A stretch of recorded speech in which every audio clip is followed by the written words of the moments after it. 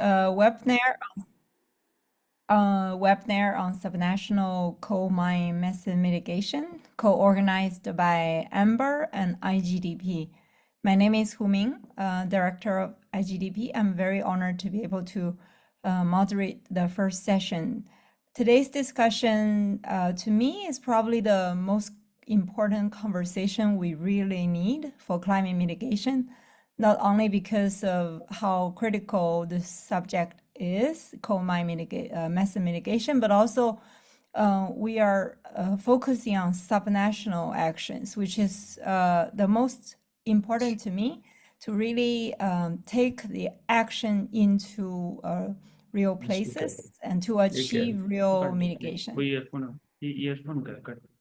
In addition, it is a very rare opportunity to bring together experts from the most relevant countries on this subject, China, India, Australia, Indonesia, to have this conversation. We hope today's conversation will go beyond the politics and policies and really focusing on action and solutions. So we have a very ambitious agenda for the next 1.5 to 2 hours, and we will open the discussion by having four very in-depth experts to give us their insights from each country. Then we'll have a first panel discussion on policy, and then the second panel on practices. So now, with no further ado, let me introduce our first speaker.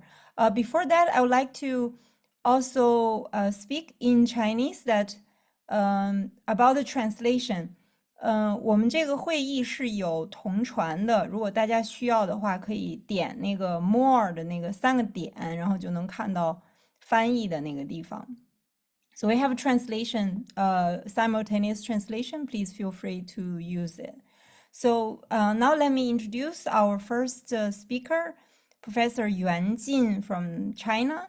Professor Yuan is the founder of Shanxi Coshare Institute of Environment and Energy and a professor from Taiyuan University of Technology. He has very extensive experience on environmental and climate change policy, advising the government, as he was the vice president of Shanxi Provincial Institute of Environment Sciences. So now, Professor Yuan, the floor is yours. Yuan 老师，您请。It's about 5 to 看不到我的头像啊。可以看到，谢谢，请讲。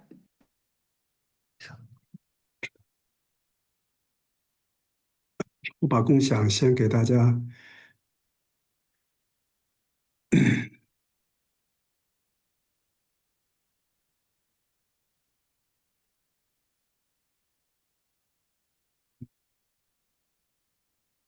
感谢主持人。那么也非常高兴啊，有机会和大家这个交流中国煤炭甲烷减排行动及其进展。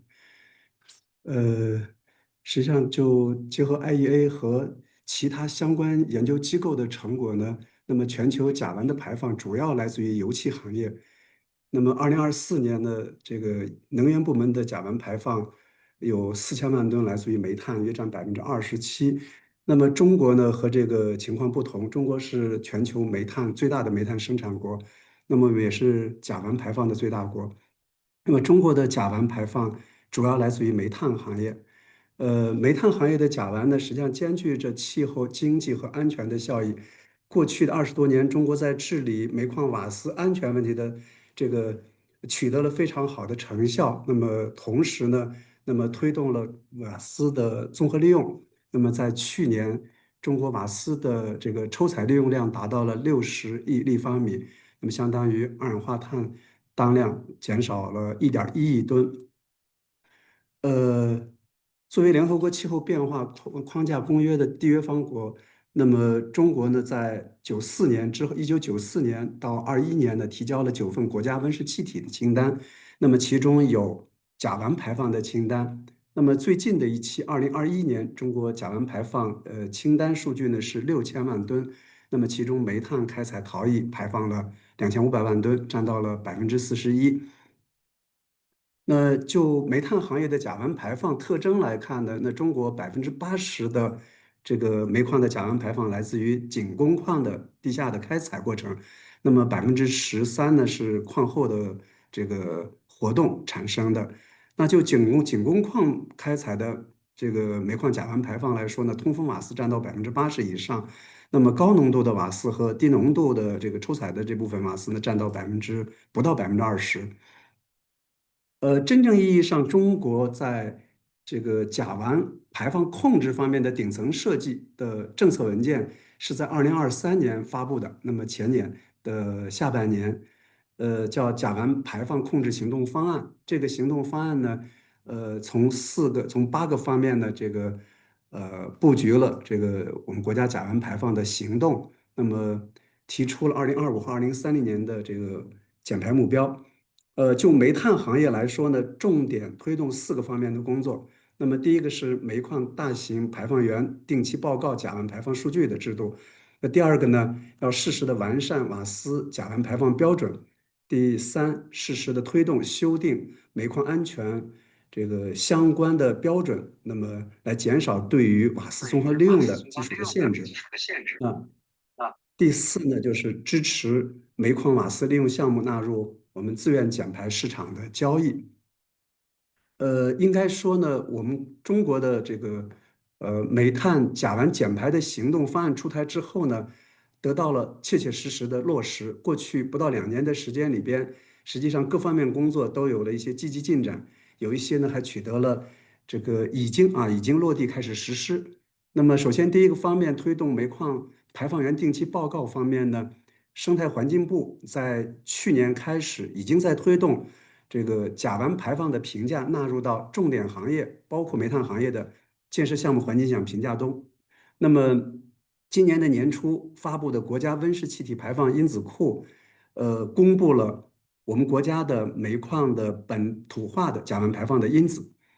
今年的4月份，国家发布了这个温室气体排放核算报告要求，那这是一个新的修订版，在征求意见稿已经发了。那么进一步提高了煤炭行业温室气体核算与排放的操作性，就是报告的这种核算报告的操作性和适应性，包括相关制度建设的可行性。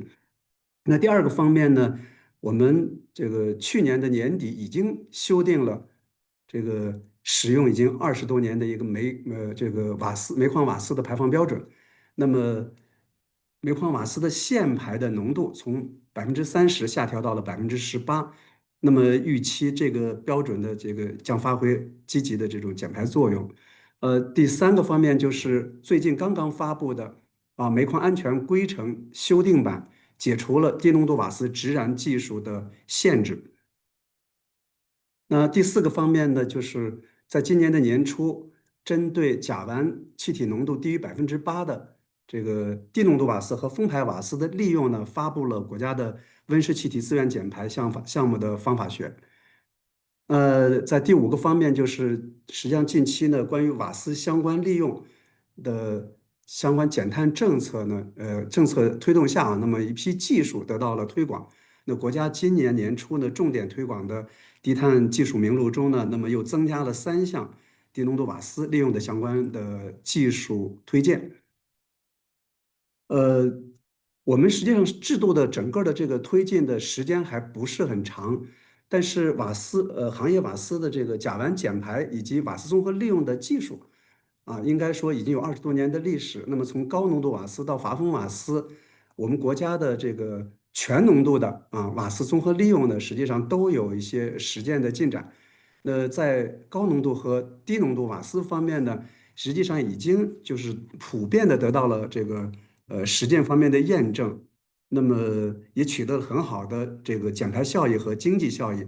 但是针对超低浓度的瓦斯的减排呢，应该说目前还需要一些积极的市场和财税政策的支持。相关的这个项目还不多。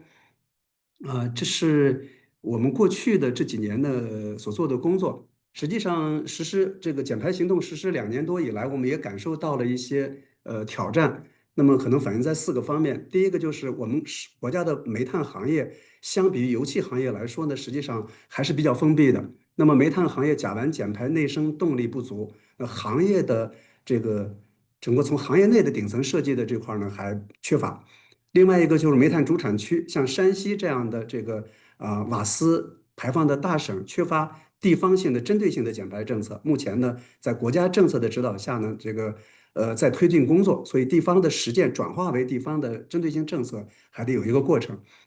那第三就是煤矿甲烷计量、监测、核算、统计等这个基础能力还确实薄弱。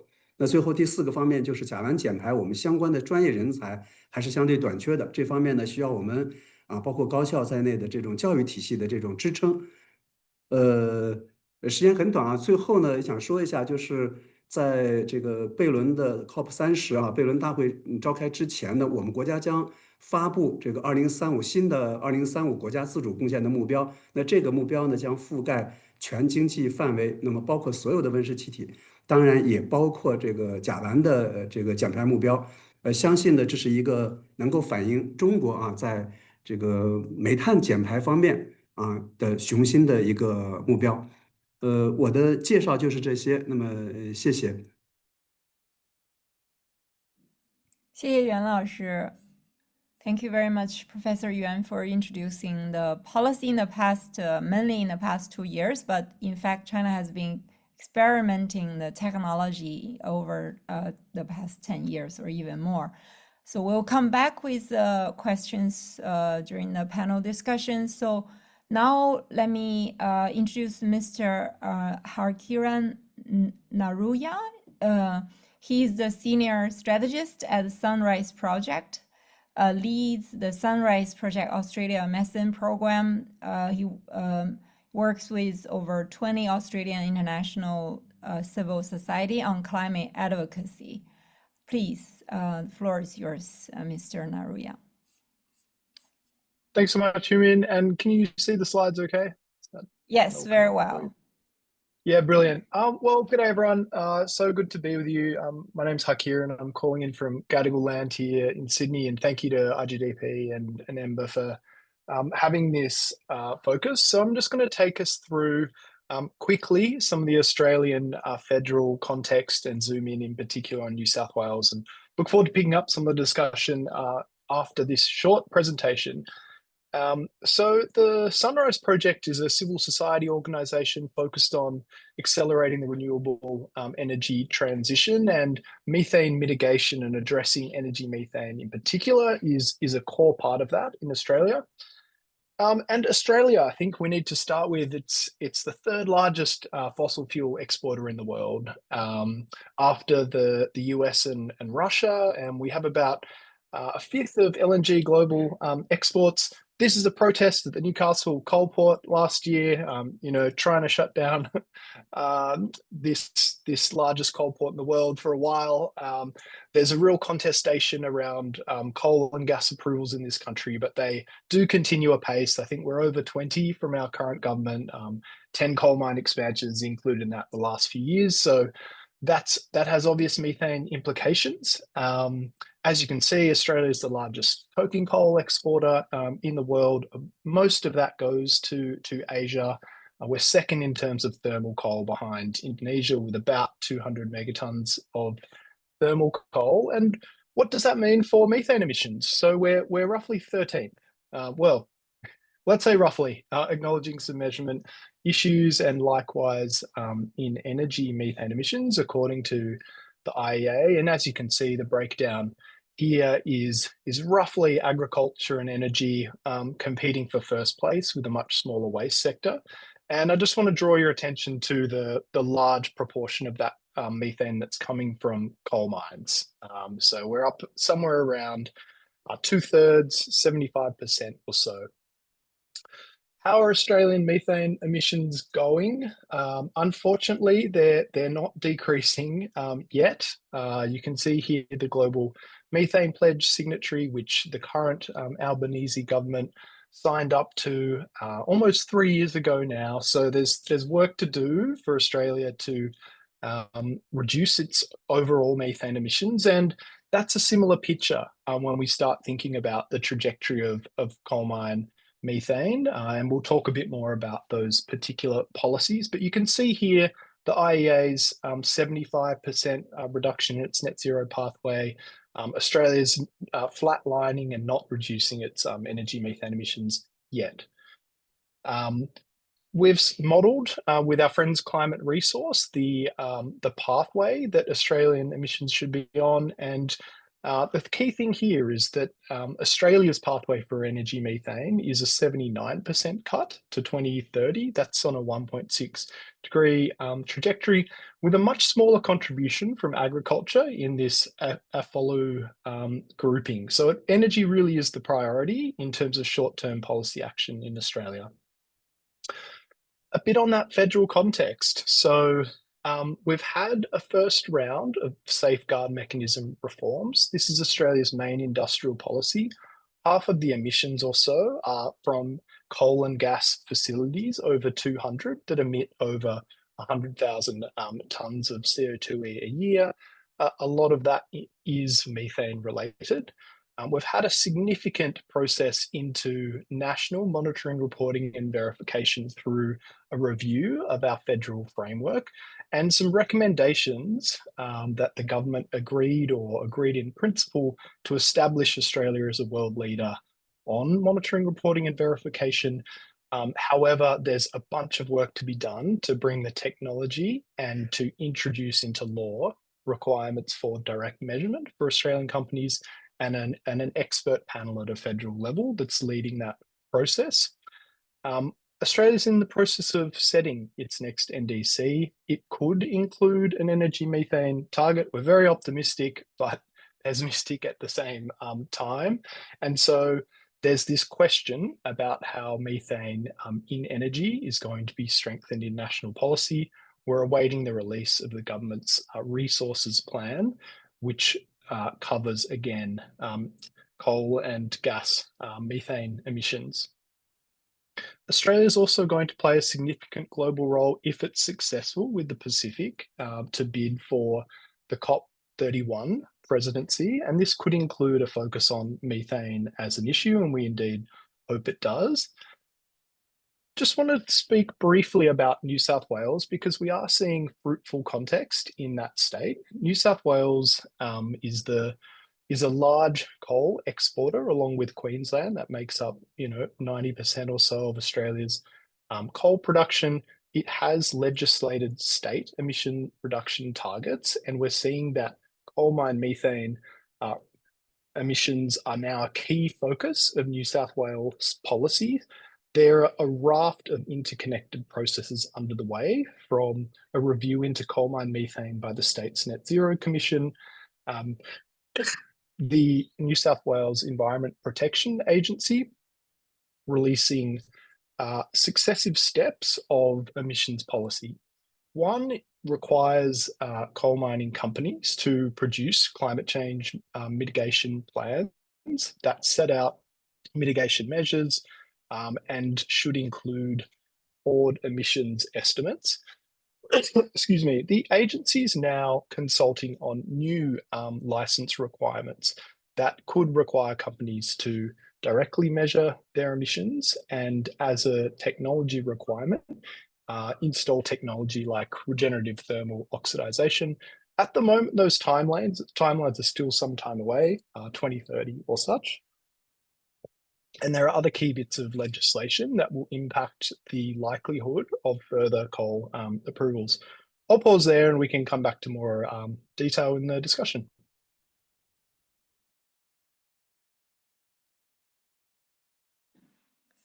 Very, very rich material for us to learn about Australia experience. So now I'd like to introduce our expert from India, Mr.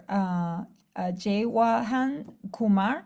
He's a principal scientist at CSIR, Central Institute of Mining and Fuel Research in India. His work has been crucial in establishing India's methane emission factor, which was included into India's greenhouse gas inventory and the national communication report. So now, floor is yours, Mr. Kumar. Good morning. I hope everyone can see my slides. Yes. Okay, good morning, esteemed member of this webinar and organizers and participants. It's my privilege to join this important discussion on coal mine methane mitigation at subnational level, and I thank Ember and iGDP for this opportunity. I'll mainly focus on India and the activities that are going to quantify and mitigate the same emission at national level.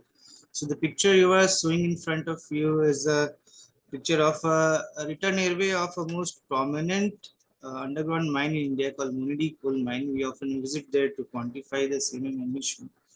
And talking about India, coal is a center of India's energy mix. If you look at this, and coal not only provide energy to India, it's also growth.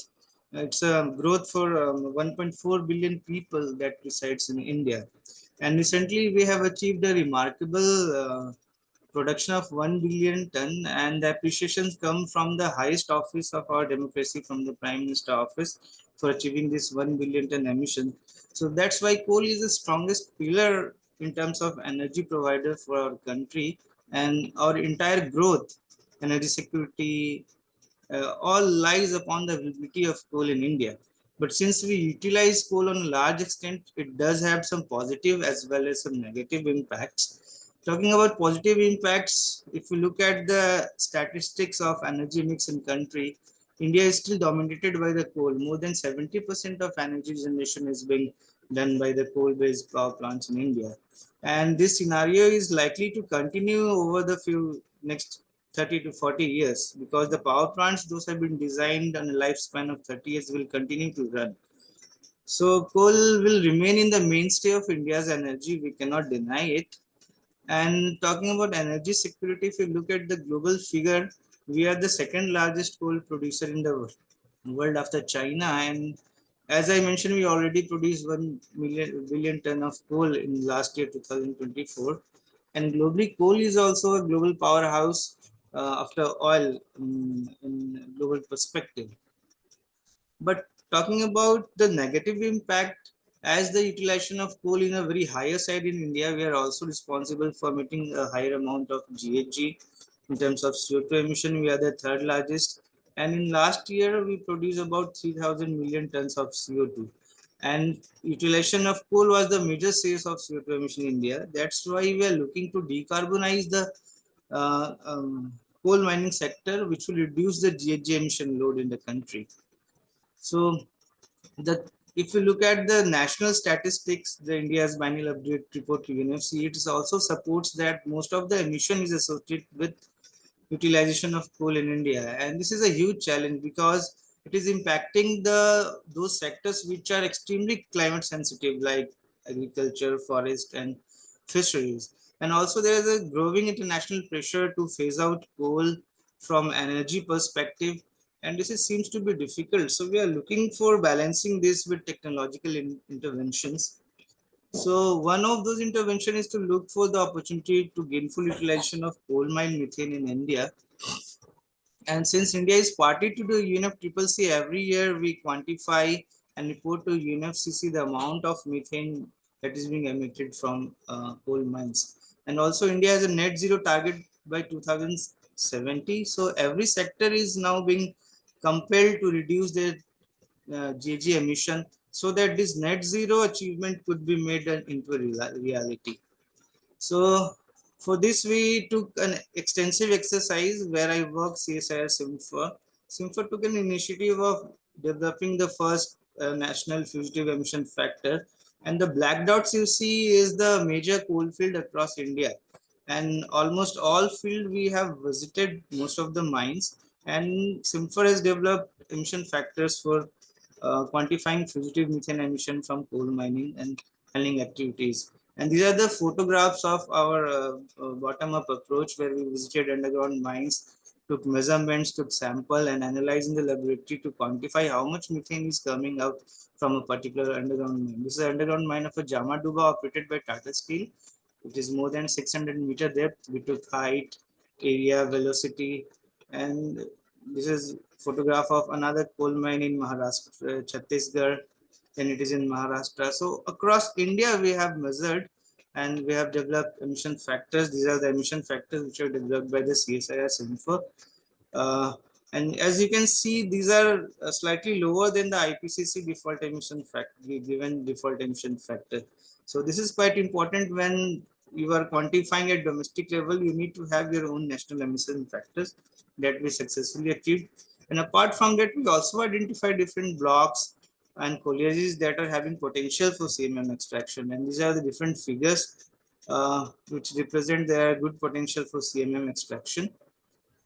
And all these quantification have been reported to UNFCCC through India's biennial update report and national communications. And I was also the member along with Dr. Jay Singh sir, who is also my mentor, my guide, and I'm very happy that he is also joined as a panel member in this discussion.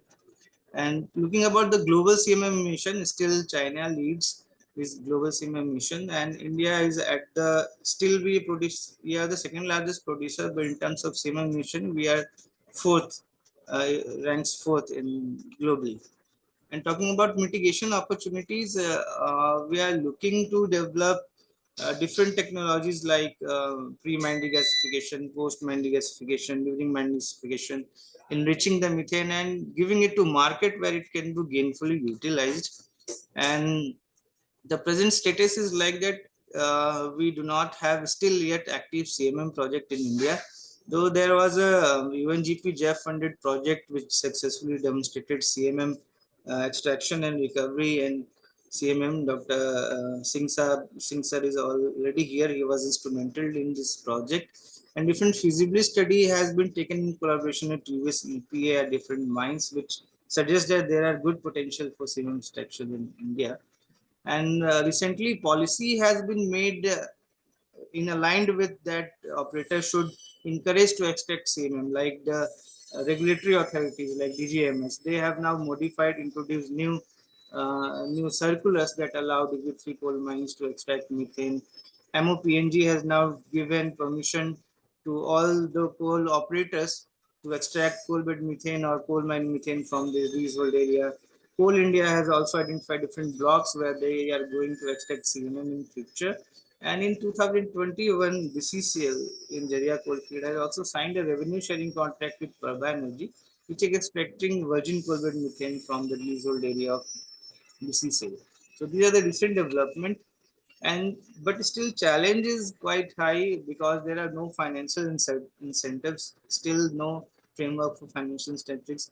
There are different capex and opex requirement and dynamic nature of mining because it keeps on changing. So putting infrastructure then changing it's difficult, and limited availability of indigenous technology and vendors based for CMM extraction is also a major hurdle for Indian operators. And I've also looked at the case study for Munidi project. It's a degree 3 coal mine in India having a very high gas content, more than 10 cubic meter per ton. And it's a long-wall operated mine, annual production about 3.4 million ton per year. And it has a prolonged history of high concentration methane. And just recently, in May 2025, I visited this mine. The mines was not producing coal. Still, you can see methane concentration, the return was 0.8%. And this was analyzed with the gas chromatography available at CSR Sinfar. So this shows that the opportunity for extracting methane in terms of ventilation air methane. We also took measurement from the Gove area where it shows it was having 60 to 90% of methane in that Gove area. So all form of CMM, whether it's my ventilation air methane or abandoned mine methane or drained mine methane, this can be extracted from Munidi colliery. And it could benefit entire mining industry. It will create additional energy scenario. It will also create employment opportunity. It will also boost the net zero goal for India's. And there are also market availability which was long pending. Recently, there is a natural gas pipeline has been fabricated, constructed, is now operating. And this pipeline crosses all the major coalfield in Jharia and Raniganj, where where the coal mine operator directly fed their CMM into this natural gas pipeline. So methane to market is not a big concern, which was quite lagging for a couple of years. So this gas grid has made very positive move for India's CMM production. So thank you. I hope this presentation was beneficial for understanding India's point of view in CMM. Thank you. Section. Thank you, Mr. Kumar. Very much useful for us to understand the Indian practice.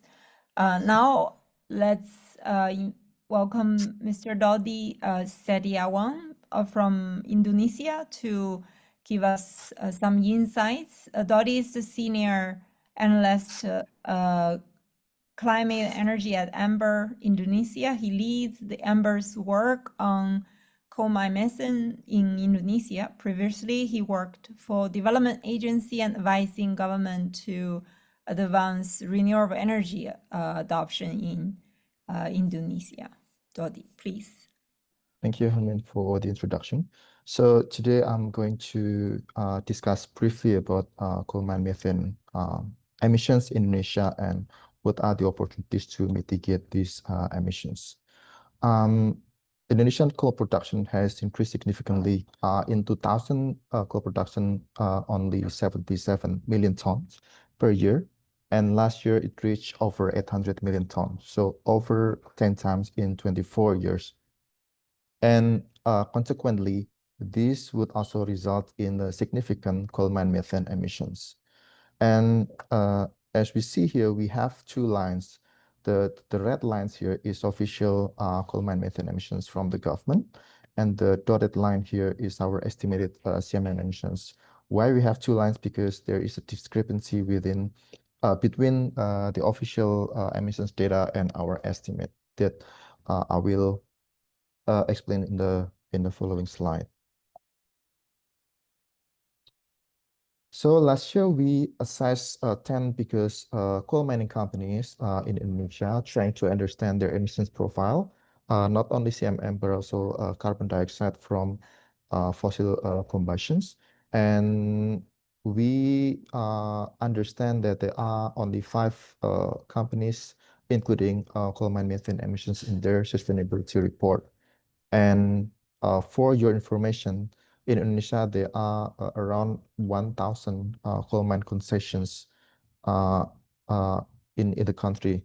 So this is a lot of companies involved in this sector, but only 5 reported coal mine methane emissions.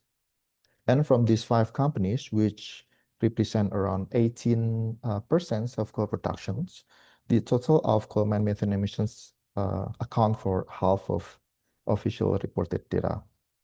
So 85 out of 168.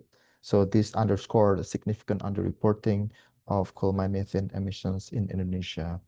And if we add coal mine methane estimate from one underground coal mine in South Kalimantan, which just started operation in 2024, with actually the full capacity is 20 million tons per year, but last year they only produced around 2.5 million tons, and it already emit significant coal mine methane emissions. So imagine if they operate at full capacity at 20 million tons per year, so the CMM emissions from these underground coal mines will be much higher. And this is something that we expect will happen in the future because they are not in a full capacity yet. So, and if we add remaining companies, so this will add coal mine methane emissions, and the total could be 4 times higher than official data from the government. So why the official number is low here? Because we understand that currently the government only assumes that coal production is coming from open cut coal mines. So emissions from underground coal mines, which apparently have higher methane intensity, is excluded in the calculations. And then the second one is, as previously described by our Indian expert, very good, thank you. Indonesia used IPCC low emissions factor, 0.3 cubic meters per ton of coal productions. This based on the IPCC guidelines. We can use this low emissions factor if the coal mine depth is lower than 25 meter, which maybe in many cases in Indonesia, I believe the coal mine depth is much deeper than 25 meters. So how to improve this CMM estimate? Because improving MRV, improving inventory, I think is the first step to reduce the methane emissions. So we need to understand how much we emitting and then we can design how to reduce those emissions, right? So I think we need to develop a region-specific emissions factor for open-cut coal mines. And this is something that has been mentioned in the biennial update report that was published in 2022. And the government has started initial study on this coal mine methane emissions in Indonesia. But what I understand is that they are planning much in-depth study, including survey, including sampling in coal fields across the country. And of course, we have several underground coal mines in Indonesia, though not many. And in terms of coal production volume, it's not much, but in terms of emission intensity is very, very high compared to open cut emissions. So direct measurement is advised to improve CMM emissions. Besides, this is also a measure to prevent explosions risk in underground coal mines.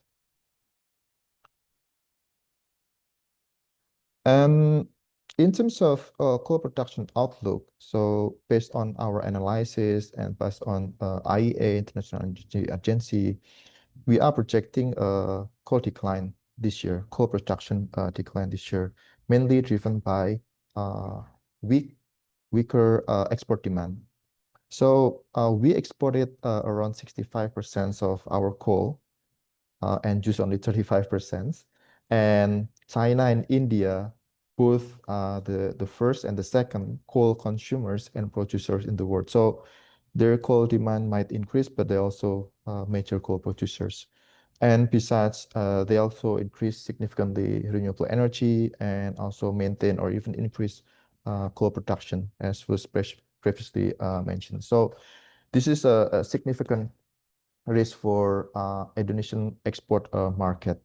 And as we can see here, until first half, coal export and also coal production is much lower than previous year. And this is also affected by global economic slowdown. And in some cases, there is a trend to shift to higher rank coal, in which the price is currently lower than previously. And in terms of domestic growth, we expected a limited growth for domestic demand. And majority for domestic demand is electricity, and also for the industry, mainly smelters, cement, and etc. But we said the growth will be limited because it is already specifically allocated in the electricity planning that new and renewable energy and also gas will plan to meet the future power demand. So the role of coal to meet the future power demand will be limited. And then the second one is coal gasification projects, which government has planned a long time ago, are still facing many uncertainties. So, and all in all, for coal miners, I think aiming production for meeting domestic demand is also not good for profit, because Indonesia imposed this cap price for domestic demand for electricity and also for industry, and this will result in lower profitability for coal mining companies. So in terms of CMM abatement opportunities, so the first and low-hanging fruit that we see currently is to control the production, basically emissions-focused coal production control. Basically limiting coal licensing and limiting coal production. This will have positive impact on first emissions, and the second is also on the industry itself, because currently we are facing oversupply, and this put pressure on coal price, which basically hit hard government and also companies' revenue. So the government should limit coal licensing and also coal production using emissions as the criteria. And then the second one is, of course, we should start piloting and prepare regulations for underground coal mine declassification, because among all technologies to mitigate CMM emissions, underground coal mine declassification is the most feasible projects that can be implemented by the government. Even though the number of projects is not that many, but I think the government and also the companies can achieve a significant CMM reductions by implementing this. And then the last one is, of course, the R&D on open cut CMM mitigation, because most of coal production are mainly from open cut mines. So we should start identifying technologies and also start assessing the projects. I think that's all for my presentation. We can continue with the discussion later on. Thank you. Thank you very much, Dodi. It's very interesting to see the underreporting of methane emission and also the policies you're talking about, because in China we also might have the underreporting challenge, but it's still a question mark. So now we a little bit behind already. Let's start to have the panel discussion on existing policy landscape, opportunity and challenges. So we have 4 panelists representing 4 countries. I will have two questions, basically 2 rounds of questions. So I think we can go one by one, like China, Australia, India, and Indonesia. So my first question to all of you is about the dynamics or the relationship among national pledge, subnational policy, and the company actions. So I can see in different countries, some countries have the national policy in place already, like in China. Some are being developed, like in Australia. And some states already have their state policy, some are not. And like also in Indonesia, it's very highly centralized around 5 companies. So can you explain how is this dynamics going, and basically what is going on to really drive the mitigation action? So for China, we have my colleague from iGDP, Zhu Tongxin, to talk to address this question, please. Well, thanks, Humi. And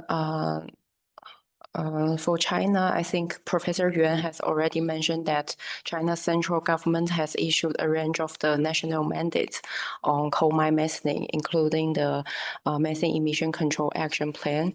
And after that, about 8 provinces has already issued their provincial level methane emission control action plan. And for provincial level, some provinces are likely to set more like quantitative targets based on their resource endowment and their characteristic, such as Shanxi's plan. Shanxi proposed the CMM utilization rate of 50%, while other provinces, they have the CMM utilization volume targets. Also, some provinces may have the discretion to adopt like earlier timeline than the national policies. Actually, before China has changed its coal mine methane emission standard this year, Shanxi has already stated in its plan that it will encourage the utilization rate of coal mine methane that is under 8% in its local policies. Also, the local implementation is supported through the mechanism like subsidy for CMM utilization, and this will help the companies to have more incentive to participate in the CMM utilization. Also, for companies, Professor Yuan also mentioned that this year China has issued the CCER methodology for low concentration methane utilization, and that one is actually provide extra incentive for company to reduce the CMM. Yeah, both for the coal mining company and for other like research and development company to develop more relevant technologies. Thank you, Tongxin. Very helpful. It's just adding a little bit. Also in China, it's very concentrated in a few number of states in terms of CMM. Harkiran, I have just a same question, but I specifically to you was that I think you mentioned that there's a national pledge, but at the national level, the law is being delayed. But still some states set goals or mitigation goals. Without the national law, before that was approved, how this state action can be implemented, or is there, it doesn't impact the implementation, maybe? Thank you. Thanks, Humin. Yeah, I think maybe just going from the level of national targets through to policy and then the states, Australia will set a whole of economy new NDC, but going to that step around setting a sectoral target, or we think probably setting a methane target for the energy sector, we're unlikely to see straight away. But there is important federal policy. Dodi's point about underestimation of methane emissions, we think is the same in Australia. 90%, if you look at the IEA figures, or Open Methane, a new satellite verification platform in Australia, has said around 100% on average, some coal mines much worse. So there's been a lot of work in Australia from civil society and policymakers to start phasing out the worst open cut methods and invest in a technology study to improve open cut MRV. Where that's relevant then to emissions reduction is we do have this federal safeguard mechanism, which I mentioned, which requires companies to reduce their emissions by 4.9% a year. Unfortunately, they can also offset emissions, so trying to have that price signal be strong enough or to directly incentivize on-site abatement is still something that hasn't occurred. But if we look at New South Wales or take one of those state examples, in Queensland and New South Wales, state emissions reduction targets. Queensland has a $520 million emissions reduction fund, essentially, called the LEAP, which companies can apply for to fund projects like BAM and on-site abatement.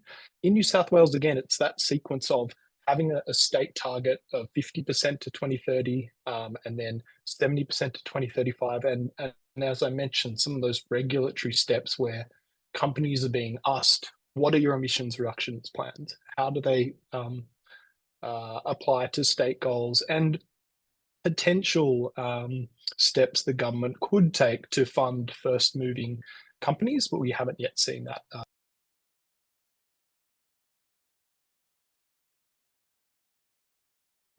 Mr. Kumar, the same question to you. Just a little bit, what is the role of state in the policy implementation from India? Thank you. Thank you. Actually, in case of India, you may be aware that about more than 95% of coal production is being done by public sector company like Coal India Limited. And there are different organizations that govern coal mining in India. One is regulatory authorities like DGMS, and we have a ministry like Ministry of Coal and Ministry of Petroleum and Natural Gas, which governs the extraction of hydrocarbon from coal leasehold areas. So in terms of policies and regulations, it is centrally governed, but since the mining leasehold area lies in the different states like Jharkhand, West Bengal, Chhattisgarh, most of the coal fields are spread across this state. So mostly the organizations, regulatory authorities and ministry, they govern the policies which will impact the extraction of coal mine methane from India's perspective.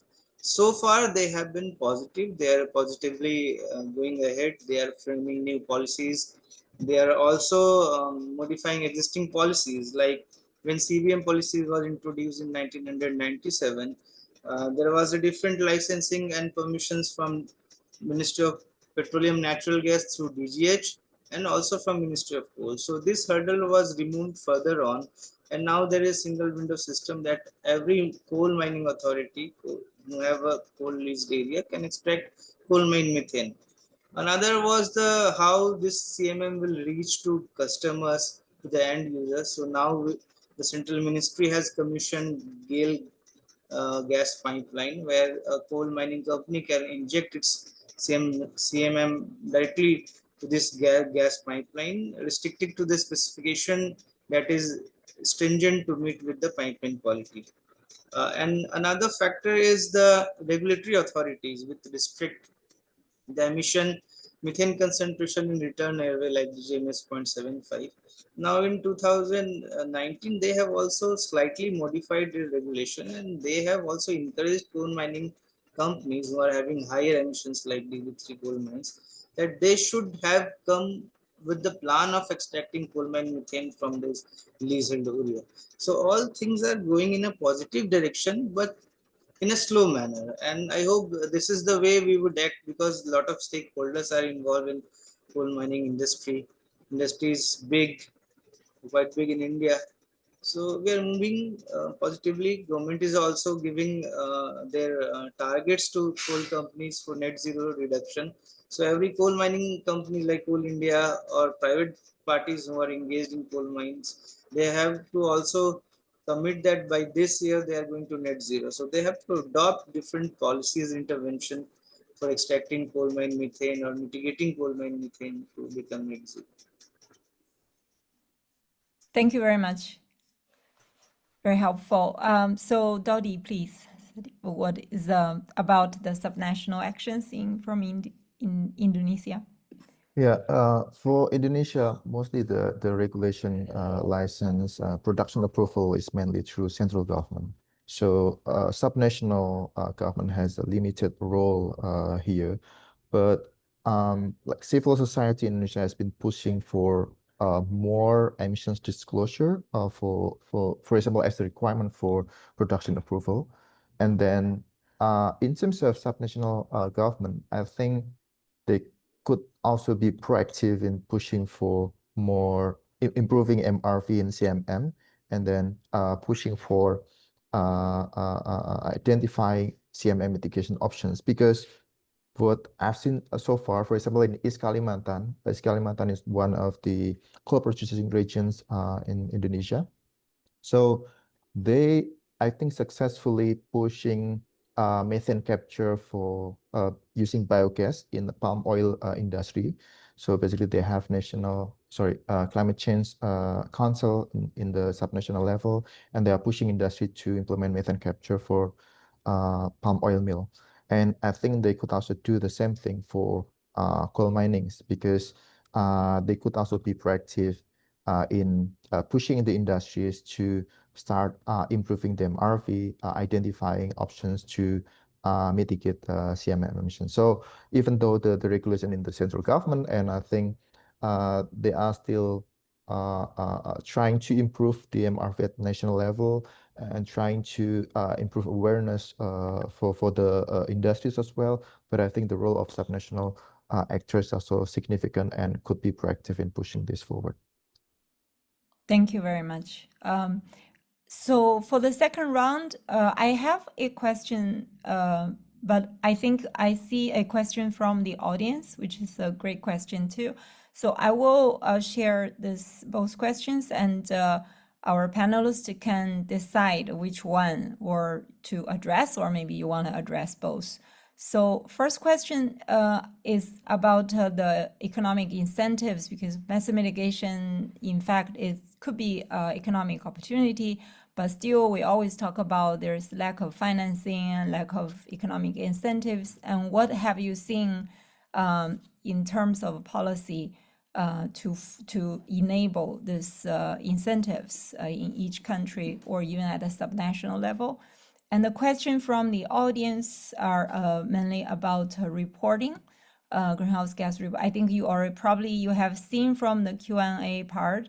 I will just read is about what policy implementing to measure and report methane mitigation emission, and also what policy in place to whether there is policy or not to require coal mine operator to disclose the export data to companies, so that the scope 3 emission reporting can be verified. So we'll go through the same order sequence. Tongxing, please, first. Thank you. Thank you. I will address the economic incentive question first. So as we have done in our research, we find that companies also often lack the incentive to utilize the coal mine methane because first they need to pay great attention to the coal mine safety issue. And then the utilizing the coal mine methane usually don't produce so much profit for them. So we think to provide subsidy for methane capture and utilization, especially for the low concentration CMM, will be great benefit to incentivize companies. Also, the green finance and green investment support is important for this kind of project as well. Currently, China's green industry guidance catalog only include the methane capture and utilization project for oil and gas, but not for coal mine. We think it's helpful and important to include the CMM project under the green industry guidance catalog as well to encourage like more finance into the CMM utilization. Also, during our conversation with the local partners and companies, we find that even the same kind of project, for example, RTO, the return rate can be very different in different provinces, depending on whether the province has the heating needs. Because for the CMA utilization company, the economic return are deeply rely on the heating revenue, but not the electricity revenue. So we think for the same technology, it might be helpful to develop different financial models for different regions so that the same kind of technology can work well across the country. Yeah, and for the audience question about what policy and action plan has measured to report methane emission at mine level, I think after China published its updated coal mine methane emission standard, it actually requires coal mine to report their methane emission using the sensor. But this policy just came out early this year, so I think it still needs some time for the local government to familiarize with these data issues, and also for companies to have more like investment. Yeah. Thank you, Tongxing. So next, Harkirat, please, from Australia. Thanks, Human. Yeah, just picking up on what market mechanisms might impact Australia first. So I think one key one is the introduction of the EU carbon border adjustment mechanism. Australia exports some coal into the EU, but primarily perhaps in addition to that, it might be if Asia adopts similar market mechanisms that affect Australian coal and gas exports and require there to be a price for high emissions production. So that we know, methane's 30% of steel emissions, and so if that begins to be internalized, we know our friends in South Korea and Japan are really pushing hard for their governments this. That will impact Australia. In terms of other market mechanisms, we talked a bit about the safeguard mechanism already. Like that's a key mechanism which can be used to drive down emissions in Australia.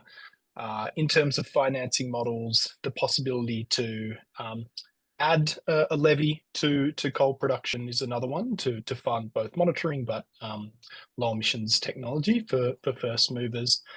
I guess picking up this raft of questions about measurement and the state of monitoring, reporting, and verification in Australia. It's quite interesting because Australia has long-standing emissions measurement methods, which we know are broadly wrong for the coal industry. So we're in this messy middle of phasing out the worst factor-based measurement. We're on a method 2 now for a lot of open-cut coal mines, which requires borehole sampling, the potential loss of methane during that sampling process. There's very little transparency, and we know that emissions are dropping without any mitigation. So it's hugely problematic. But where we're at is this federal Foley review investing in this open cut study with the UN International Methane Emissions Observatory, which I'm on the Civil Society Advisory Board for. So very, very keen to support that. But that's potentially a 2 or 3 year time frame. At the same time, as I mentioned, the New South Wales EPA is introducing its own ground-based monitoring network and really could go further in terms of encouraging companies to start applying measurement. And we're seeing that interest from investors to also drive that. Excuse me. Sorry. The last thing I'll say, sorry, my voice is a little scratchy today. The Foley review, the federal review, also has a focus on satellite and airborne measurement, which Australia could be a world leader in. So that's another interesting area, again, that Australia could potentially contribute to. I think that's my voice time. Thank you very much, Kira. Mr. Kumar, please. Yeah, thank you. Actually, looking at the Indian coal scenario, if you look at, you will find that more than 90% of coal production in India comes from surface coal minings. And surface coal minings... 96%, Jayabardhan. Yes. 96.4%. 64%. Wow. So this is the, or most of the surface coal mines are shallow depth. So potential for extracting methane from surface mines and the method they operate, they just dig and extract coal. So potential for extraction methane from surface mines actually eliminates there. Now rest 5% where we produce coal from underground coal mines. Only few mines which are having degree 3 coal mines are having potential for CMM extraction. So talking about market mechanism, yes, recently after the fabrication of this Urja Ganga pipeline and policy boost, and also government has set a CMM clearing house at CMPDI Ranchi, which is a subsidiary of Coal India Limited. So they are coordinating with all the federal agencies like Ministry of Coal, regulatory agencies, R&D agencies, academic agency, to come up with a plan, solid plan and technologies to extract coal mine methane from the leasehold area of Coal India Limited, like BCCL Munidi Colliery, ECL Jhanjla Colliery. But still the commercial extractability of CMM, active CMM, is still lacking in India, but they are going in a different mode, like sharing, partner sharing mode, revenue sharing mode, like BCCL has just done, selecting a private partner who will extract virgin CMM from this desert area. So these are the methods they are adopting for extracting CMM. And talking about measurements, you must be knowing that there are more than 400 coal mines in India, underground coal mines, and about 70 to 60 surface coal mines. So initially we have done measurement based on the methodology suggested by IPCC for tier 2, because we have to report each year to the UNFCCC the CMM emission.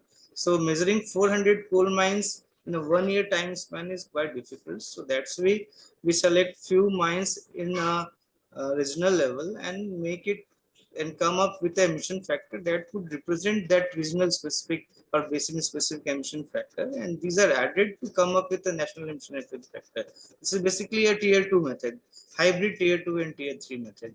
We are also conducting research to engage different mining operators to have direct, because few mines have telemonitoring system that monitor 24-hour methane emission. But even if you see, they have installed these system to measure methane in terms of safety.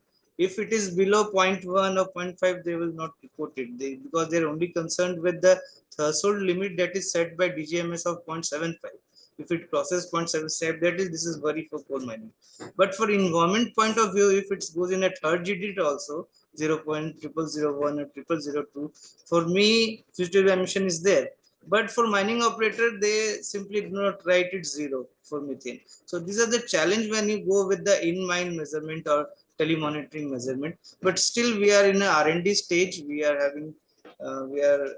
requesting Coal India and other agencies to collaborate with us for developing direct tier 3 emission, direct in-mine emission, online monitoring, 24 monitoring of coal mines. But this will take time. We are going in a pilot phase of few mines, but covering entire 450 mines is take a little more time. Thank you, Kumar. So, Dodi, please. Yeah, in terms of incentives or market mechanism, I think there hasn't any for CMM mitigation in Indonesia.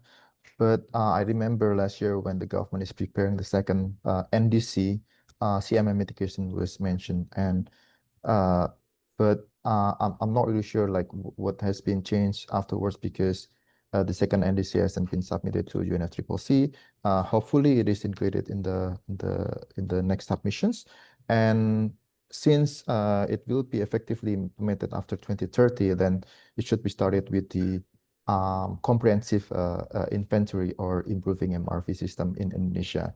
And in terms of incentive for CMM mitigation, we don't have anything yet, but I can tell that we do have ETS, emissions trading system for coal-fired power plants. So initially, the emissions trading system is planned to covering many sectors, like not only energy, but even within the energy should also cover coal mining as well. So this should be something that can be explored to incentivize CMM mitigations in the future.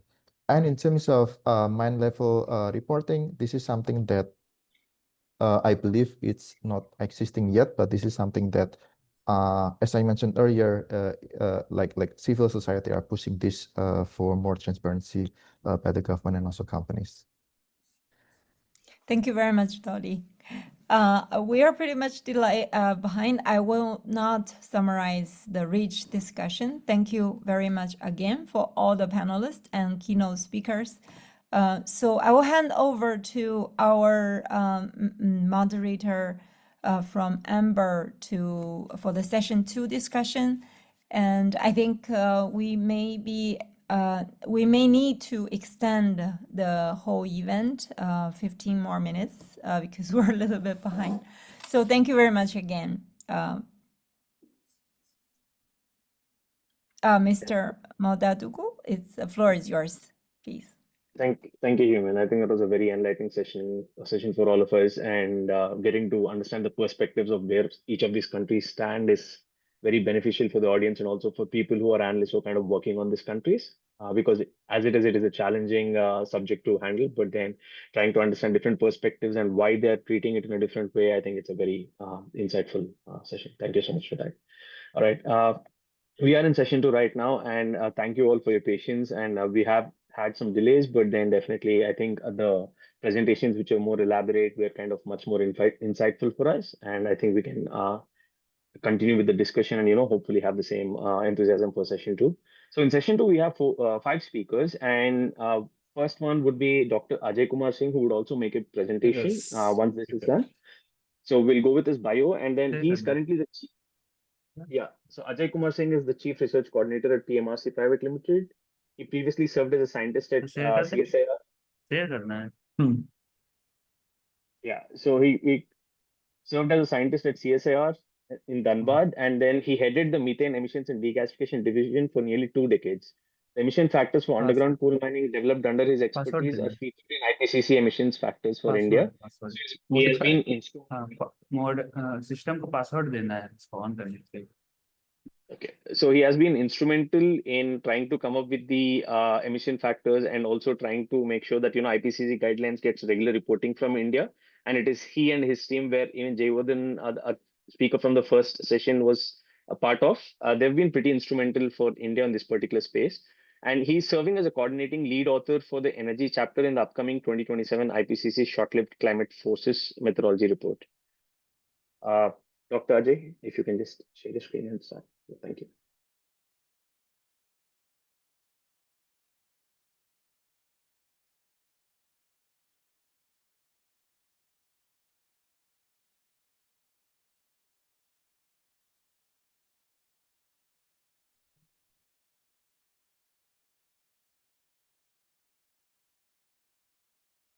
Hope I am audible. Yes, sir, you are audible. Okay, good. Good morning, Rajsekhar, Professor Yuan, and I will just speak about the state of the artwork required for future directions for fugitive emissions inventory in India's coal mining sector, especially. Coal is very, very important for developing countries like India, wherein we consider coal as the energy security. We think all of you aware that India has abundant fuel resource in terms of coal, and the most recent resource estimation is 378.21 billion tons as on 1st of April 2022. And it is a major source of energy. It has been reported by Ministry of Coal that we mined out 1047.69 million tons in the fiscal year 24-25. And our target for the next fiscal 25-26 is 1182 million tons. Sorry, it is billion tons, million tons, million tons. And as mentioned by Australian and Indonesia experts, that their export is declining, so is the figure reflected by Indian coal sector. Our import is declined. For example, in the current fiscal year 24-25, our import has been 243.63 million tons. And in the next fiscal year, it has been targeted only at 49.32 million tons. However, it is a significant player in economic growth, though global and Indian coal projections are under strict climate constraints because of its carbon-intensive issues.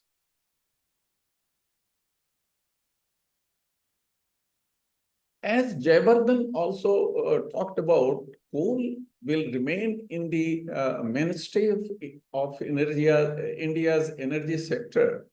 And this has been reflected in our recent study conducted by our group in association with IIM Ahmedabad. And here we have found that at least for the next 2 decades, coal production in India is not going to increase, but it will increase at a steady pace. Not that India is not interested to phase down its Indian coal, but the current energy scenario is that our renewable energy sources, though we are increasing every year, but it is very slowly increasing now. So coal has to stay in the next 2 decades at least. All of us know that methane has its origin, methane emission from coal mining sector has its origin in both coal mining and post-mining emission scenario as per the IPCC methodology. And the coal production is considered as the activity data. There are two categories of mining in India: underground mining and open cast or surface mining. And as we discussed in the last session, in India, 96.4% of the coal comes from surface mines, and only 3.6% is produced by underground mining. And this is the reason why coal mine methane projects are yet to pick up in India. Surface mining, it contributes a lot, but Jayavardhan made it very clear that we are mining at very shallow cover, where methane content is very low. But because of large share of production from surface mining, the total emission from surface mining is much higher. Apart from emission during mining, good amount of methane is released during post-mining activities like coal preparation unit, coal washing unit, etc.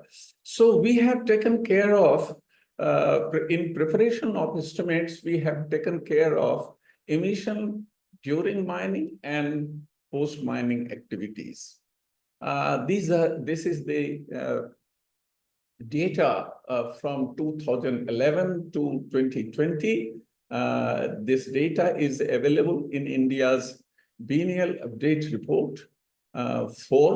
India has so far published 3 national communications and 4 biennial update reports. BTR1 has also been prepared, and it is to be published shortly. It will be submitted to UNFCCC. So as per BUR4, the coal mining and oil and natural gas both account for increasing abundance of atmospheric methane. And so far, it has not been very, very large. But at this point, I would like to share with you that the Ministry of Coal and Coal India Limited both have targeted the underground share of production to be increased to at least 100 million tons by the year 2030, whereas at present we are producing hardly 35 to 40 million tons. So as we go deeper by the method of underground mining, the methane emission will increase. Though at present we are only at 10,187 gigagram of CO2 equivalent. So if we speak of, in terms of methane, it is about 0.8 million tons per annum.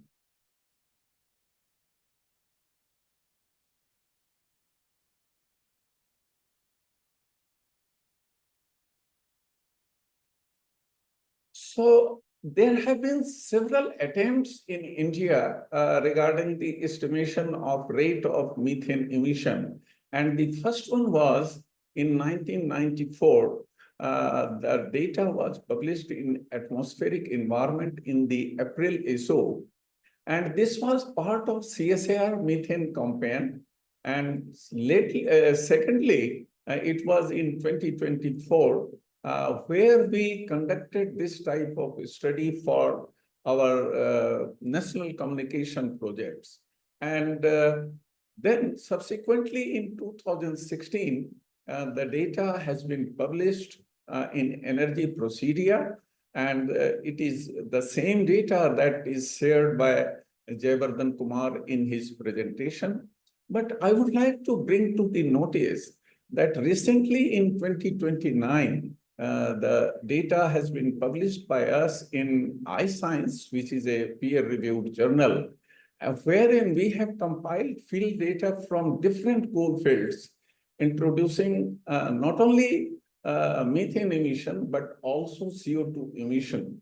So there is higher role of uncertainty that we have found. And this is the paper wherein the recent emission factor from underground mining has been published, and it is available in the public domain. So, what is the highlight of this recent study? We have introduced CO2 emissions in line with IPCC 2019 refinement, and the advantage is that with the same effort of a study for methane emission estimation, we have prepared estimates for CO2 emission also. We followed the methodology as described in the IPCC methodology report 2006 and 2019. And here, mine air quantity and methane concentration in both intake and return airways are measured, and we calculate what is the rate of methane emission per ton of coal produced in an underground mine. Here, I would like to point out that this is mandatory for all the mine operators in India to measure the rate of methane emission per ton of coal produced. But it is mainly due to safety reasons. And as per the safety regulation of the Directorate General of Mine Safety, if anywhere in the return airways methane concentration exceeds 0.75%, the mine will be immediately closed. But 0.75% is a big number because of the high volume of the air quantity in underground mines. And for this purpose, DGMS has categorized the mines in underground mines in 3 different categories: degree 1, degree 2, degree 3. And I would like to bring to your notice that most of the mines are degree 1 mines, wherein methane emission is less than 1 meter cube per ton of coal produced. Only a few mines, 15 to 16 mines, are degree 3, where methane emission is more than 10 meter cube per ton. So methodology is very similar to that proposed by IPCC in its 2019 refinement to 2006 IPCC guidelines. So the activity data here, we found a difference. And what is that? The challenge is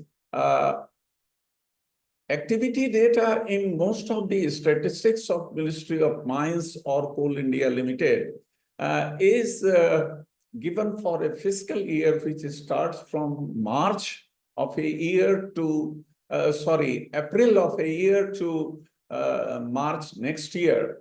But the reporting for UNFCCC is to be based on calendar year basis. And after 2015, the publication of statistics of DGMS has been stopped. So we have to go for some corrections to arrive at correct activity data on calendar year basis.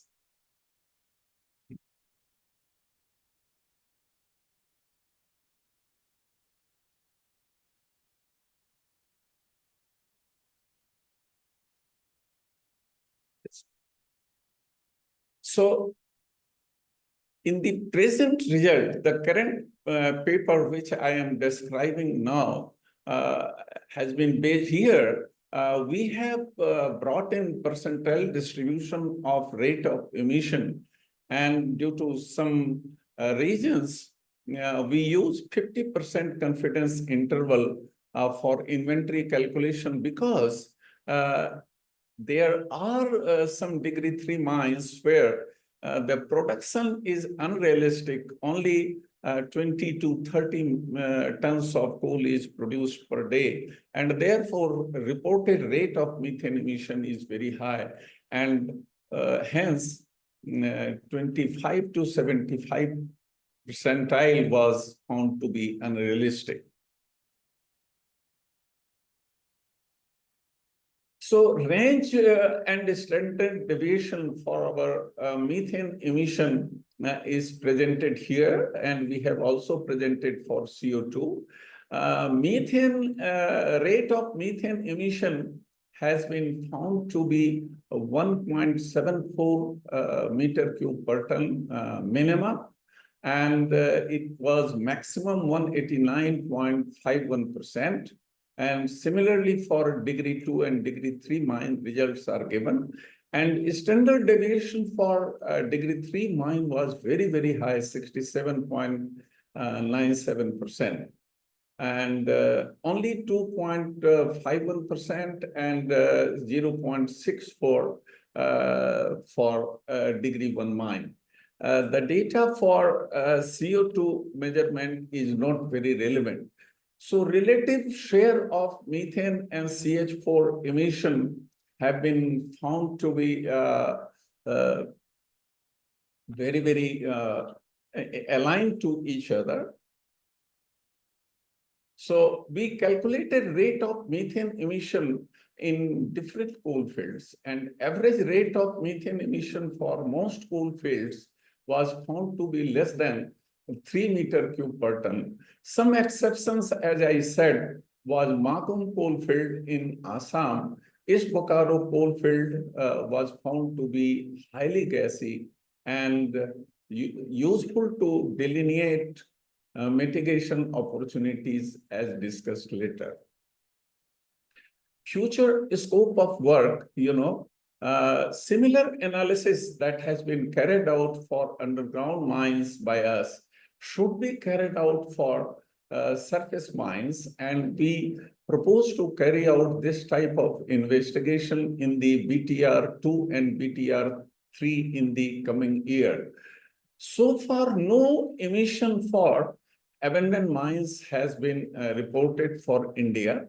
However, there are more than 250 abandoned mines, and therefore it should be taken into consideration. Calculating emission due to exploration boreholes, I suppose, has been nowhere has been done in the country, but it should be taken into account. As coal mine become equipped with methane mitigation technologies, such as coal mine methane, we have done large-scale field survey to calculate net rate of emission mitigation by using gas content as a proxy. Sir, So methane, Dr. yeah, Ajay, I will finish. I will finish within a minute. So thank you so much. Mitigation opportunities are there, and mainly there is a feasibility study has been done by us, which was sponsored by US EPA, and we have established that the Damodar basin, which starts from Ranigan in the easternmost side, followed by Jharia, North Karanpura coalfield, Bokaro. These are promising sites for methane extraction. However, in my opinion, due to lack of resources and lack of knowledge of coal mining personnel, this is yet to be started. So this is the scenario in our country. And if there are any questions, I will love to answer them. Thank you. Thank you so much, Dr. Ajay. I think that was a very insightful presentation. And in the interest of time, we will come back to the presentation questions if we see any in the question and answers. Before that, as we are running a little short on time, we will definitely start off with one of our speakers from Indonesia, Professor Rudy Gautama. So Professor Rudy Gautama is a Vice Rector of Academic Affairs and Student Affairs at Pertamina University. He's also a Professor of Mining Engineering at the Faculty of Mining and Petroleum Engineering, Institute Technology Bandung. He has also served as an expert for several ministries, institutions, including the Director General of Mineral and Coal Ministry. And he also serves as a mentor for the Forum of Mining Engineering study programs across Indonesia and as an advisor to the Indonesian Forum for Mine Environmental Management. Professor, it is a pleasure to have you over here with us. And before I understand, and we really appreciate that you're taking the time out for us. And we have a couple of questions for you, and especially from an Indonesian perspective. So we just were wondering if you could share some insights on from the research in this area. What potential directions do you see for the future studies and policy interventions in Indonesia in this particular space? Good, thank you. I'm very sorry that I don't have time because that I have another meeting already scheduled for 1:30 in Indonesian time. But I would like to give some information about the Indonesian coal. As far as I understand, I'm a mining engineer, so as far as I understand that CMM is mainly dealing with the underground mines.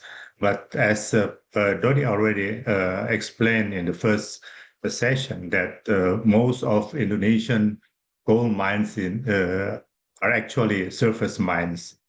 And there are, of course, a lot of challenges if we are talking about methane emission from open pit mines. In particular, if we are dealing with the big coal mines, which has the production capacity more than 50 million tons per year. So that's why CMM is actually is not being considered very seriously in our regulation in Indonesia. And I would like to also to share that from the geological point of view, our coal is actually has methane content is methane content is not so high. That's why as in Dodi's explanation that coal gasification is still in the question mark in Indonesia because actually so some of the coal mining companies already try to develop the the underground coal gasification underground coal gasification technology, but they are not succeeded. So that's I think the main factors that why we don't have kind of regulation. But in the recent years, the underground mines is starting to be developed in Indonesia because our coal seam is going deeper and deeper, and in the future maybe some underground mines, coal mines, will be developed. And in this mines, the methane or coal mine methane is very important. So so from the research point of view, we are not very limited. I already seen some CMM utilization in some underground coal mines in other countries, in Germany, in China. So so I think we will face this kind of problem when we are going underground. But when we are so there are some ideas already discussed before that maybe we can reduce the coal or we can capture. The challenge is how to capture the methane from open pit mines, and as Mr. Kumar already mentioned that maybe tapping the or capturing the methane from exploration drills is one of the options, but we don't think that now in Indonesia is there will be regulation on that. Sorry, that's I think what I can share in this occasion. I'm very sorry about this, but I already have my meeting. So thank you very much for inviting me, for having me in this session. I think this is very important one for us. And have a good day. Thank you so much, Professor Rudy. I appreciate your time. Thank you so much. Thank you. All right. Now we will be moving on to our speakers from China. And for our speakers from China, we do have Dr. Li Xiaomeng and Mr. Zhang Jingzhu.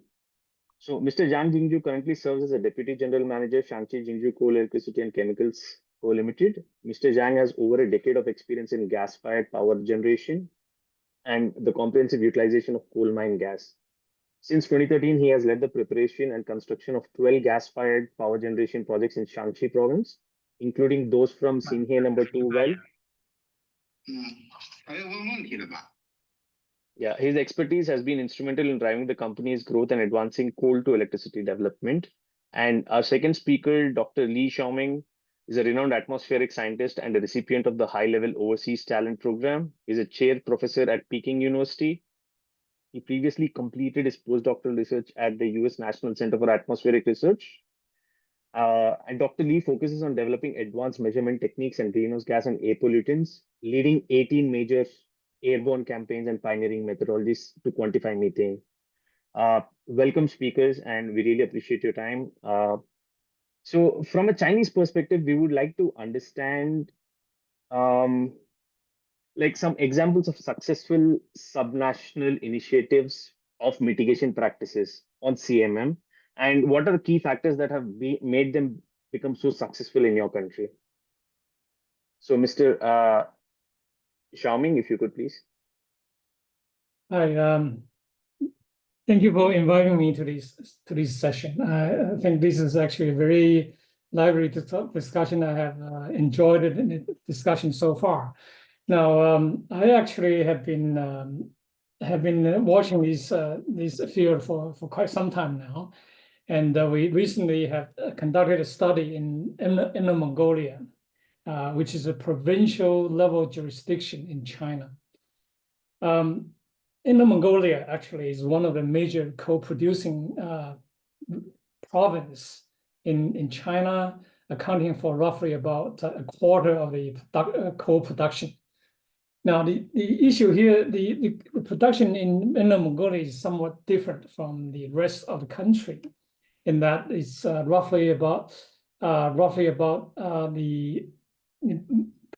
it's mostly in surface mining versus compared to the underground mining and in the rest of the country.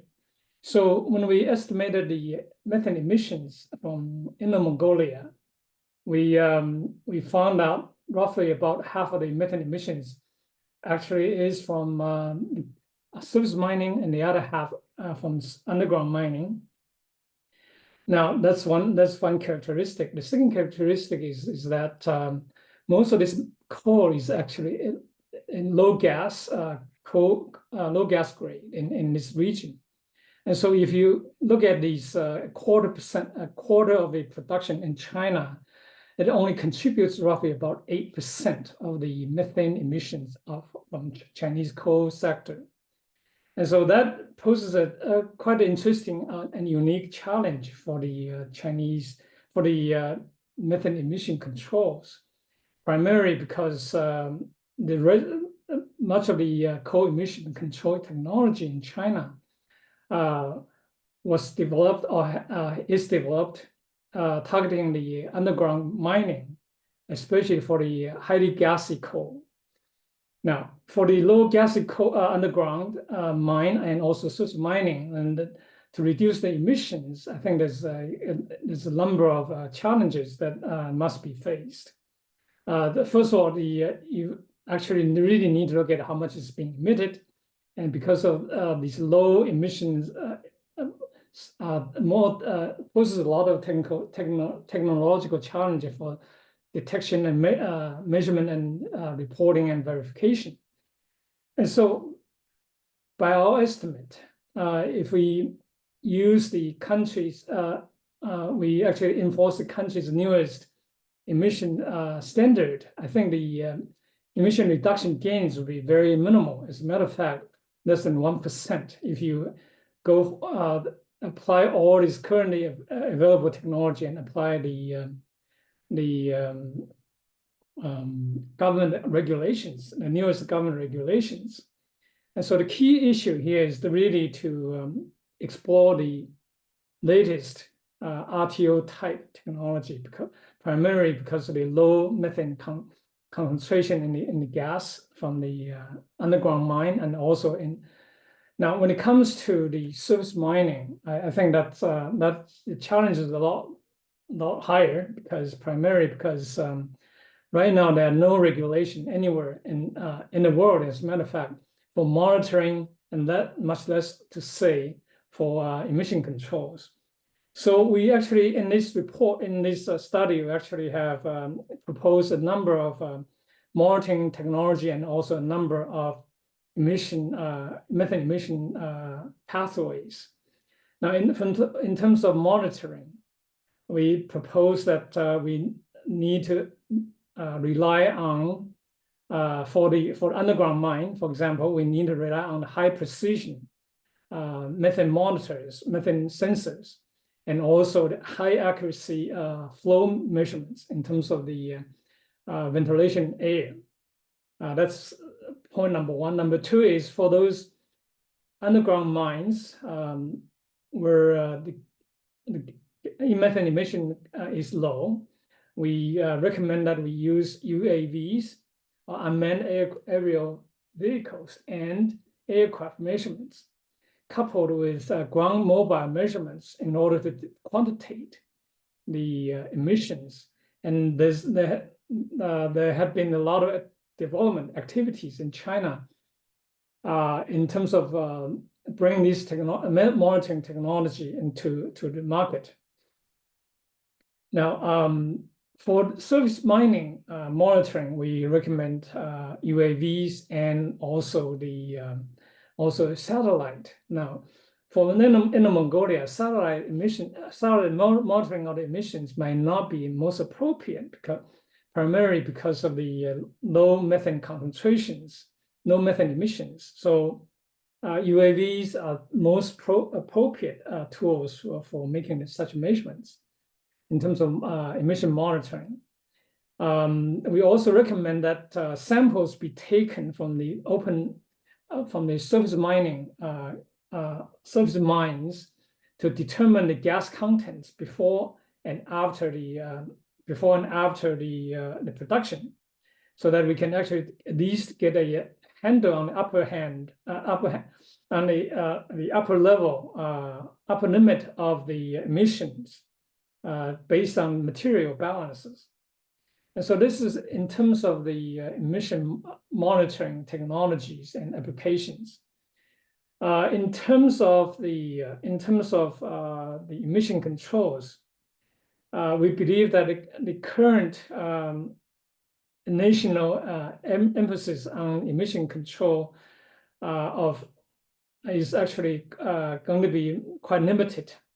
So we propose that the RTO type technologies be applied on a larger scale in order to reduce the low methane emissions. For surface mining, right now there's really no methane emission reduction technologies to speak of. But we do propose that in cases where the gas contents are relatively high, some pre-mining drainage practices can be put in place. And so these are the the drained gas could be then used for a number of purposes. Essentially, the purpose there is to reduce the gas content in the coal seam before the surface mining. And so we have not really considered the economic drivers for all these applications of all these technologies, but presumably the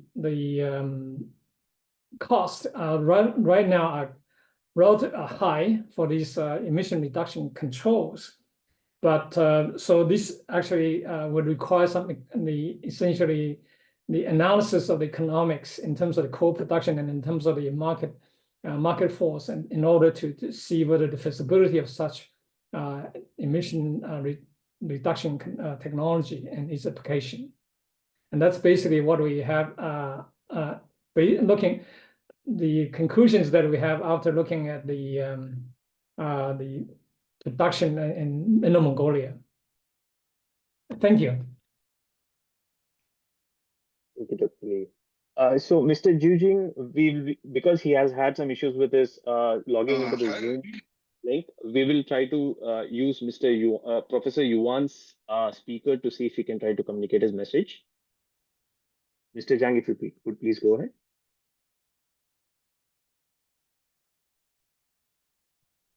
好的，主持人，我是山西课程研究院刘杰。是这样，张总目前的网络有一些问题，他不能够上这个 Zoom 的视频会议软件，所以他通过我的电话呢与大家进行交流。大家先试一试能不能听清，特别是同传。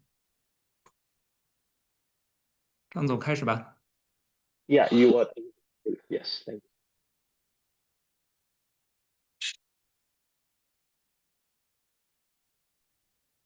我开始。对，开始吧。大家好，下面呢，我介绍一下我们在煤矿甲烷减排方面的一些经验和做法。我们公司呢，就是全称是山西京居煤电化有限责任公司，主要是从事技能控股装备制造集团辖区内的煤矿全级次瓦斯综合利用工作。现有12个瓦斯发电场站，总装机容量335.9兆瓦。那么其中高浓度瓦斯呢，高浓度瓦斯电厂呢，装机容量是259.5兆瓦，低浓度瓦斯电厂装机容量是76.4兆瓦。那么占到全省瓦斯发电总装机容量的20%以上。2024年呢，公司的瓦斯发电量17.83亿千瓦时，连续16年呢保持全国瓦斯发电量第一。那么全年利用煤矿抽采的瓦斯6.66亿标方，相当于减排二氧化氮约1000万吨。那么45以来呢，为了打造煤矿全级次瓦斯清洁高效利用示范企业，我们和国内多家科研单位合作，探索研究超低浓度瓦斯的提浓、直燃、参烧等技术，积极推进膜风力提浓、低浓度瓦斯超含氧化供热、低浓度瓦斯直燃供热等科研项目。那么公司累计呢拥有7项授权发明专利，72项实用新型专利和30项软件注册权。那么目前呢，公司规划布局了21个瓦斯利用减排项目，努力实现咱们这个煤矿瓦斯全级次的清洁高效利用。那么取得成功的经验的这个主要因素呢，一个是国家政策的支持。2006年以后呢，国家先后出台了一系列支持煤层气、煤矿瓦斯抽采利用的政策。那么从建设用地、地网接入、上网电价、税费优惠等方面给予了政策的支持。那么极大的呢激发了企业开发利用煤矿瓦斯的积极性。第二个呢是公司呢高度的重视。那么多年来呢，企业一直把煤矿瓦斯抽采利用呢放在比较高的战略文化布局。那么从打造世界最大的瓦斯发电集群到全级次瓦斯清洁高效利用企业，是企业走上成功的呢一个重要因素。目前呢，我们正在使用的减排技术呢，主要有内燃机发电、参混利用、膜风力提浓、去热氧化以及质量氧化等减配技术。那么对于30%以上的这个高浓度瓦斯呢，我们主要通过专用的管网输送到高浓度瓦斯电厂和下游用户，用于发电和供热。那么对于甲烷含量在8%到30%的低浓度瓦斯呢，由于处于爆炸界限，不能长距离的加压输送，那么同时也考虑到利用的效率和经济效益，那么采用内燃机瓦斯发电机组呢，就近发电利用也是最有效、最经济的减排技术。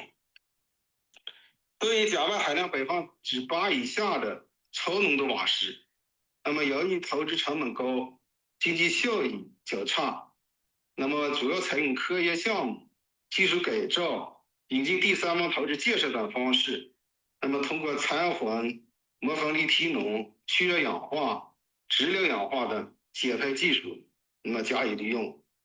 那么在8%以下的这个超低浓度瓦斯的利用方面呢，去热氧化可能是最成熟、最安全的。那么主要在更大范围推广过程中存在的主要障碍呢，一个呢就是甲烷减排项目所需的土地问题，这主要是8%以下的这个超低浓度瓦斯，还有矿地发空呢等减排项目，因为安全和经济方面的原因呢，无法加压长距离的输送，只能紧邻矿山和这个风景呢选址。那么整个用土地选址呢受到限制。那么建议呢，在煤矿和风景规划建设时呢，统筹规划建设甲烷减排利用项目，一并征用项目的建设用地，避免后期呢二次征地困难问题。第二个呢是对于甲烷含量8%以下的超低浓度瓦斯呢，还有矿地发空减排项目，由于投资大、收益低，配套标准和规范呢也不尽完善，那么建议健全完善配套的标准和规范，同时呢加快落实 CCER 等经济扶持政策，拓宽低浓度瓦斯的利用渠道，提高经济效益，那么鼓励企业呢积极投资建设减排项目。谢谢大家。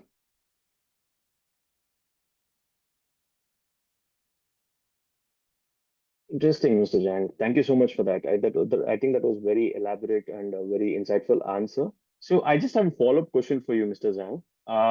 So you did mention that, it is a challenge when you're trying to make sure that the land cover is taken into account while you're planning for a particular project.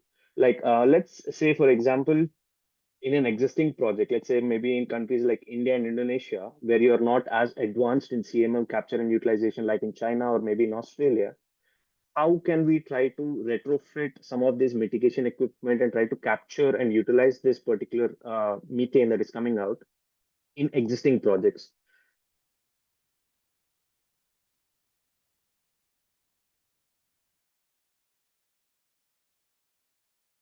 Uh, 抱歉，张总这边没有听清您的问题，希望您再复述一遍。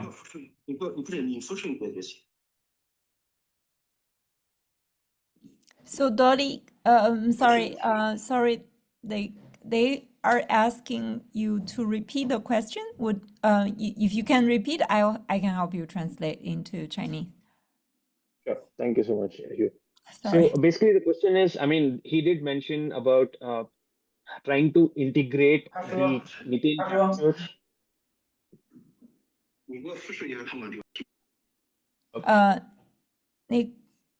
要麻烦您先稍微等一下再翻译，然后我们请主持人先讲一下那个问题，不然的话我们这边也能听到。谢谢。Please continue. Yeah.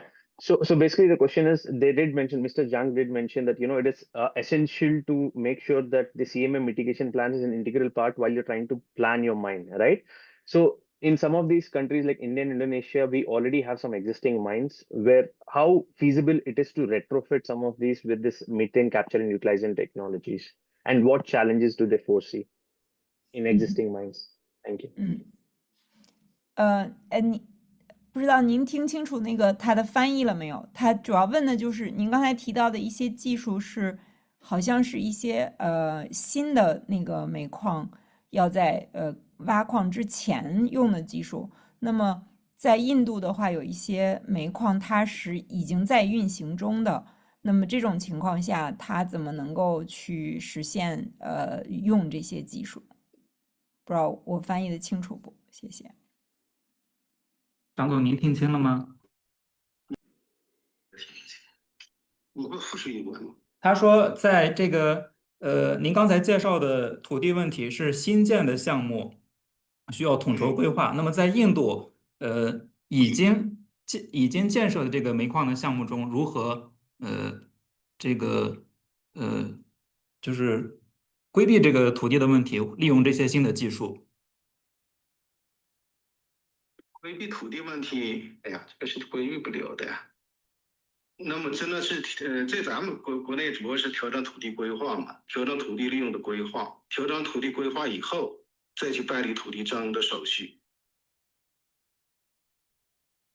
这个主要在于印度的这个土地政策是怎么规定的，在咱们国内就主要就是你这个如果是已经生产的矿井，那就是需要选址，选址呢要符合土地的利用规划，如果不符合土地的利用规划，就需要调整土地的利用规划，调整规划以后呢，再进行项目的解配项目的建设。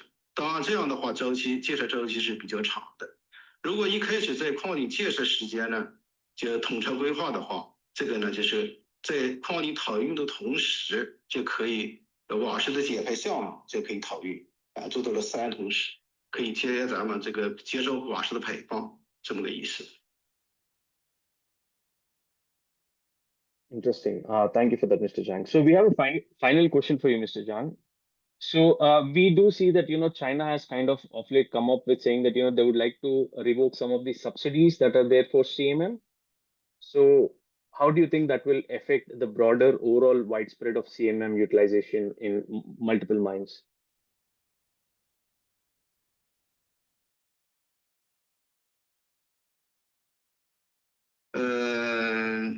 那么现在随着咱们这个甲烷减排项目技术的日益成熟，对于咱们高浓度瓦斯的利用，包括这个8%以上的这个瓦斯的利用，现在已经是一些政策已经是取消了。但是呢，这个减排的项目，也受到的影响不大，就是我们还可以保持这个一定的盈利水平。对于这个8%以下的项目，可能也存在这个问题。一个是这个投资大，第二个呢经济效益要差一点。那么现在呢，所以说建议呢尽快的推进 CCER 这个补贴政策的落实。谢谢。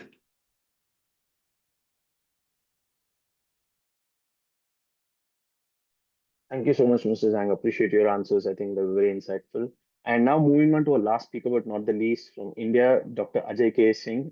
We have seen his presentation, and we will also try to have a couple of questions for him to see the Indian landscape. So, Dr. Ajay, so how feasible are these tried and tested methods that we're talking about, like BAM capture and methane utilization in geographies like India? You did mention that, more than 96% of our mines are open cast mines, and I think that is the biggest challenge trying to capture. But when you're looking at the underground mines, is there a particular way where we can try to use this existing technology and try to capture at the very least? Thank you. At the outset, I would like to say, state that there is no coal mine methane production or capturing in progress at present. Similarly, VAM utilization is not also being done anywhere in India. And you may ask the question why. To the best of my knowledge, there are at least 5 or 6 mines in India, which are degree 3 mines, where rate of methane emission is more than 10 meter cube per ton. I believe VAM capture, ventilation air methane capture, could be a feasible option. Secondly, coming to coal mine methane capturing, I have already shown in my presentation that there are at least 6 working underground mines which are highly gassy. Their CMM extraction can be done at and we have done feasibility study also. At many locations, power plant of 5 to 10 megawatt can be easily installed with the help of CMM only. And probably you are aware of the UNDP funded project at in favor of CMPDI. And our institute, Central Institute of Mining and Fuel Research, then it was Central Mining Research Institute, that was also a beneficiary, and we participated in the investigation. And we found that only 3 wells could be drilled. This was basically a demonstration project, but progress was very, very slow, mainly because it was implemented by Central Institute of Mining, Planning, Design and Research Institute of Coal India Limited. And in my opinion, being a coal mining company, they were not well conversant with methane extraction. However, they could drill 3 wells, and from these 3 wells at Munidi mine, methane extraction was demonstrated, and for about 2 years, a 500 kilowatt generator, that electricity generator was operated using this coal mine methane. So not that potential is not there, but since underground mining is not a priority in an area in our country, but in the years